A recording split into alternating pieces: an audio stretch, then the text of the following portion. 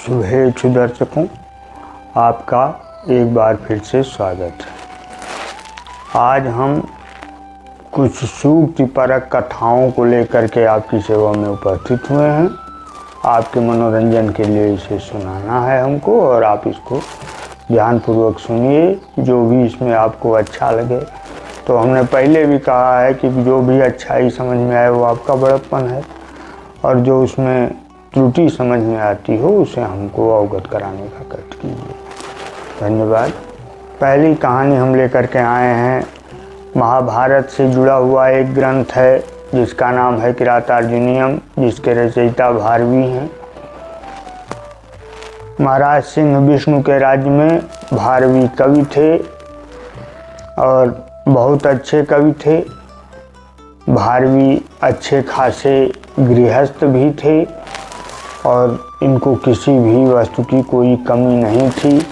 लेकिन समय के साथ साथ एक बार अकाल पड़ा और भारवी को भी उस दुर्भिक्ष का सामना करना पड़ा।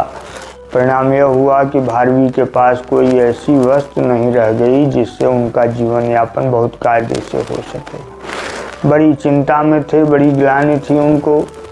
बैठ करके अपना काव्य कुछ रच रहे थे। कुछ कविताएं उन्होंने तैयार की थी।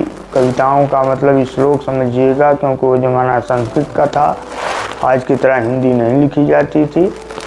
तो कुछ श्लोक तैयार किए थे, कुछ कविताओं को उन्होंने श्लोक के रूप में बद्ध करके रख लिया था। इस प्रकार से उनका ग्रंथ तैयार होने के कगार पर था, और ऐसे भी दिन उनका बीतता जा रहा था। किसी तरह से अपने को संतोष देते हुए वो अपना जीवन यापन कर रहे थे। एक समय ऐसा आया जब उन्हें भोजन के लिए भी कष्ट उठाना पड़ा, बड़ी परेशानी झेलनी पड़ गई।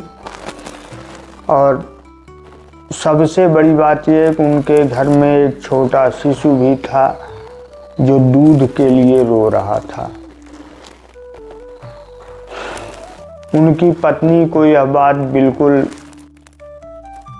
नागवार गुजरी और उन्होंने कहा कि आप हर तरह की बातों से अनभिज्ञ हो करके केवल अपने काव्य और अपनी कविताओं में जुटे हुए हैं।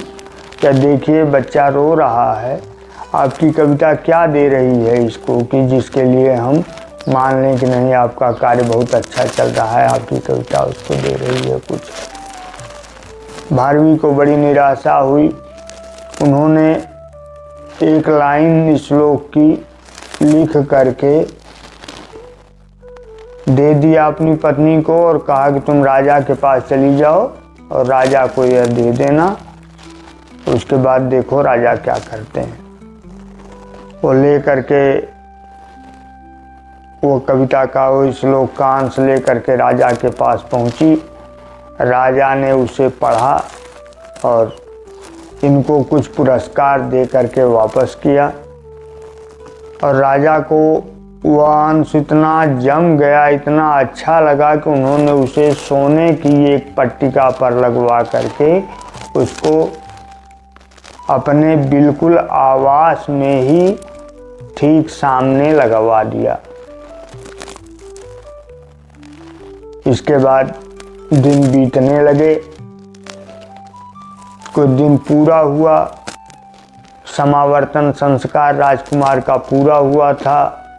वो आया और संयोग से उसी समय राज्यसभा में कोई बड़ी विशेष मंत्रणा चल रही थी। महाराज को राज्यसभा स्थगित करने में समय लगा, और जब वो अपने घर पर आए तो उन्हें बड़ा आश्चर्य मालूम हुआ। उन्होंने यह देखा कि हमारे शयन कक्ष में पहले तो एक अजनबी आदमी पहुंच गया है, और इससे भी बड़ी बात यह है कि वो महारानी के बिल्कुल पास ही सोया हुआ है। और इतना बड़ा दुस्साहस किसको समझ में आ गया कि हमारे राज्य में इतना बड़ा दुस्साहस वो कर ले। और महाराज ने तुरंत तलवार निकाला और उनके मन में यह निर्णय आ गया कि इसी वक्त हम इन दोनों का गला काट देंगे। फिर उनके विचार में आया कि अरे भाई, महल के आवास में हैं, कहीं भागे जा नहीं रहे हैं, इन लोगों को जगाया जाए। क्योंकि एक राजा किसी नारी पर अस्त्र उठाए या किसी सोए हुए पर अस्त्र उठाए तो यह उसके लिए उचित नहीं है, क्योंकि सूक्त में आता है कि सद्भाव प्रतिपन्नाम तू वंचने का विदग्धता अंक मारु ये सुप्ता नाम हंतुम किम नाम पौरुषम। सोए हुए को मार देना या जिसे गोंद में लिए हो उसे मार देना या किसी तरह का पौरुष नहीं कहा जा सकता। और महाराज के समझ में ये बात आई, उन्होंने उन दोनों को जगाया और जगाने के बाद जब उन्होंने देखा तो तुरंत उस युवक ने महाराज का चरण छुआ, प्रणाम किया उनको। महारानी ने भी महाराज को प्रणाम किया और परिचय दिया कि इसे आप पहचानिए, आपका पुत्र है, 12 वर्ष बाद गुरुकुल से लौट करके आया है, आपसे मिलने की बड़ी उत्सुकता थी, हम ही से बैठा बैठा बात कर रहा था, यहीं लेट गया, इसको नींद आ गई। बगल में मैं भी बैठी थी, रात बहुत हो चुकी थी, इसलिए नींद हमको भी आ गई, हम लोग सो गए। आप कब आए ये बताइए और कुछ आपको जलपान वगैरह की व्यवस्था की जाए। राजा उसको पा करके बहुत प्रसन्न हुए, उन्होंने पुत्र को गले से लगा लिया और लगे रोने। तो महारानी ने पूछा कि आप रो क्यों रहे हैं, क्या बात है। पहले तो कुछ देर तक उन्होंने समझा कि महाराज मारे खुशी के रो रहे हैं, लेकिन थोड़ी देर बाद उनके समझ में आया कि नहीं, महाराज को कोई खुशी नहीं है, महाराज वास्तविक तौर पर रो रहे हैं, तो फिर रो क्यों रहे हैं।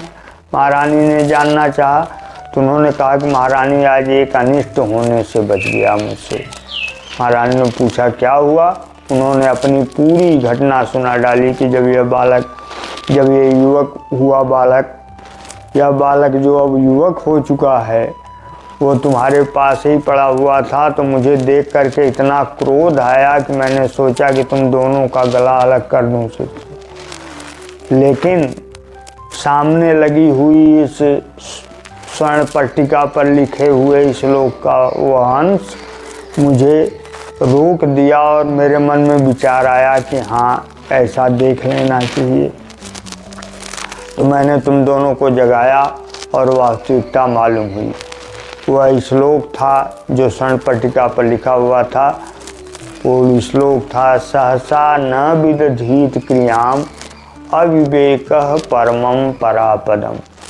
किसी भी कार्य को अचानक नहीं कर लेना चाहिए, क्योंकि यह अविवेक से किया हुआ कार्य बहुत बड़ी विपत्ति भी ला सकता है। धन्यवाद।